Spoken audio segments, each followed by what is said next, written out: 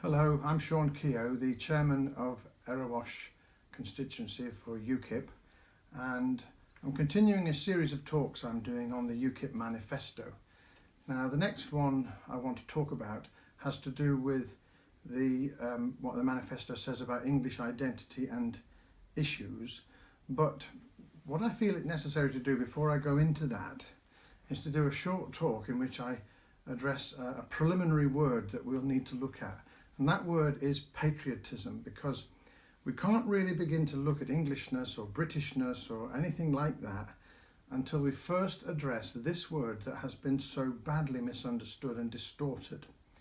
Because patriotism is now in this country, although not really anywhere else except possibly America, in this country the virtue of patriotism is portrayed as a vice, as if it was a bad thing. And so the word patriotism is not understood, not only by the younger generation, but probably by the one above as well. The meaning of the word has been lost, or more accurately, it's been deliberately distorted.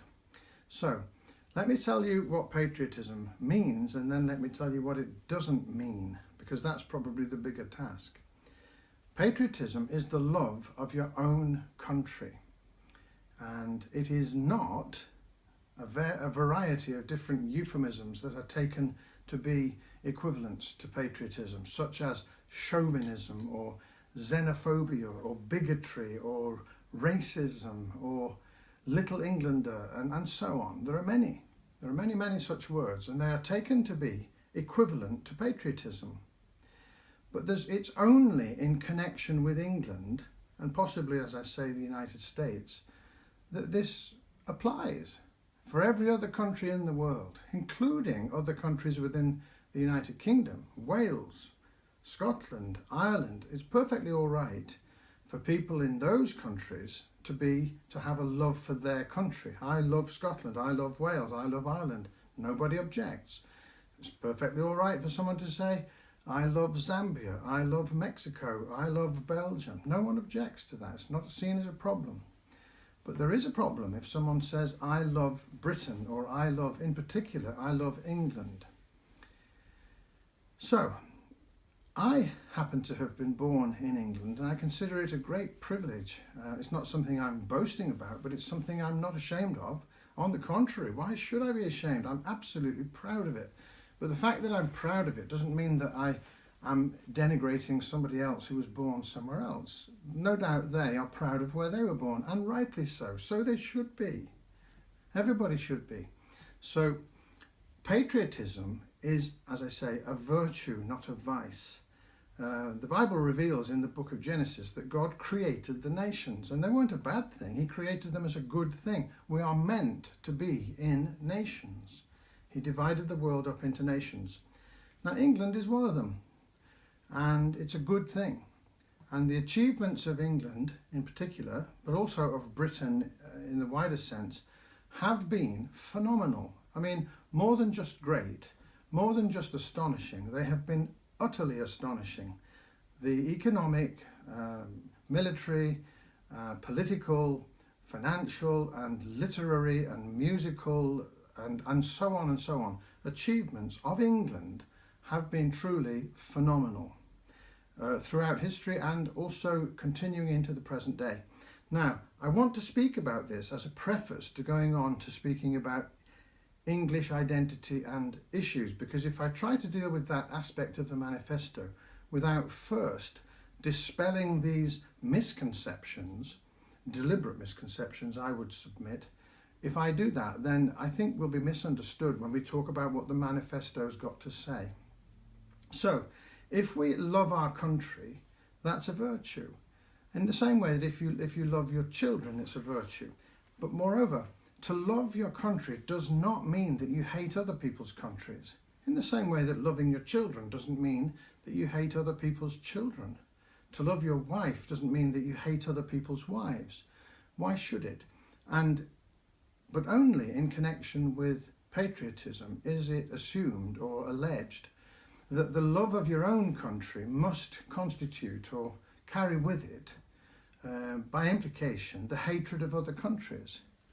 or a sense of superiority, or a sense of looking down on others or despising others. None of that is the case. I love my wife, but I don't despise other people's wives.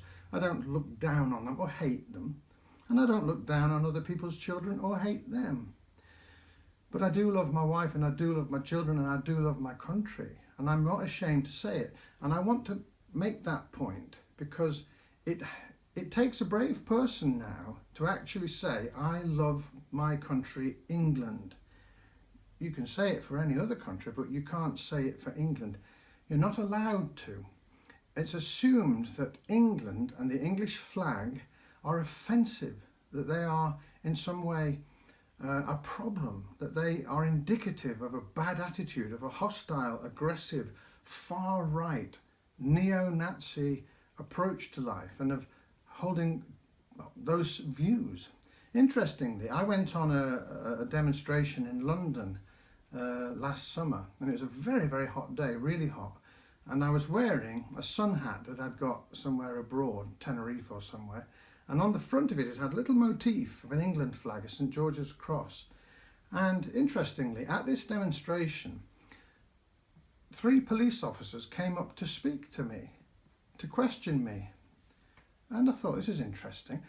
And you know, they had come to speak to me because I had a hat with a little England motif. Now, they thought that as night followed day, my wearing this hat indicated that I must be a troublemaker, that I must be a knuckle-dragging thug, that I might be a cause of concern to them. And they based it on that, because I don't think my appearance is that bad in any other respect to cause 3 policemen to have to approach me. I mean, you may disagree, but in terms of my assessment of the situation, that was the only explanation for it. I got talking to them in the end, and we had a good laugh, and I told them that I used to be in the police myself. But the point was that they came to me because of that. These were Englishmen, and they thought that their own flag was a bad thing, that their own flag had implications. And I don't think they thought that up for themselves. I think they were told that by senior officers. If you see people at the demonstration today with any kind of England motif or flag or anything like that, they're the troublemakers. All right? Well, I don't accept that. And I'm not willing to have my country disparaged and spoken about in those terms. And my unwillingness to allow that is not indicative of me being a xenophobe or any kind of racist bigot or anything like that. Why on earth should it be? If I was Zambian, I wouldn't want Zambia to be disparaged. If I was from Peru, I wouldn't want Peru to be disparaged, but it wouldn't carry with it those implications, would it? So, can we first of all get straight on this? Let's get our definitions right. Let's not follow or accept or acquiesce in the definitions that other people ascribe to us. Let's not passively accept these words and definitions that are being used of us and towards us. England is a great country.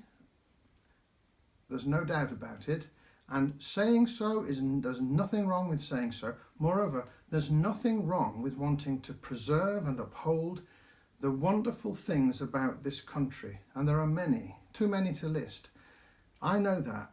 The country I grew up in was and is fabulous, but it's under threat. And it's not wrong to say so, and it's not wrong to help it. It's not wrong to defend it. It's not wrong to save it.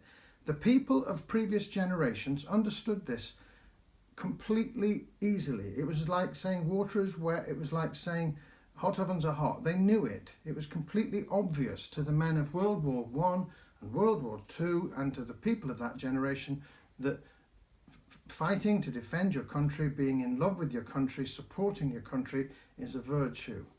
They understood that, but something has gone wrong at this time in history with our understanding of patriotism. So let me finish at that point before I go on in a later talk to look at what the manifesto has to say on this. So what I'm saying there is just my own thoughts, but I think it's necessary before we look at that.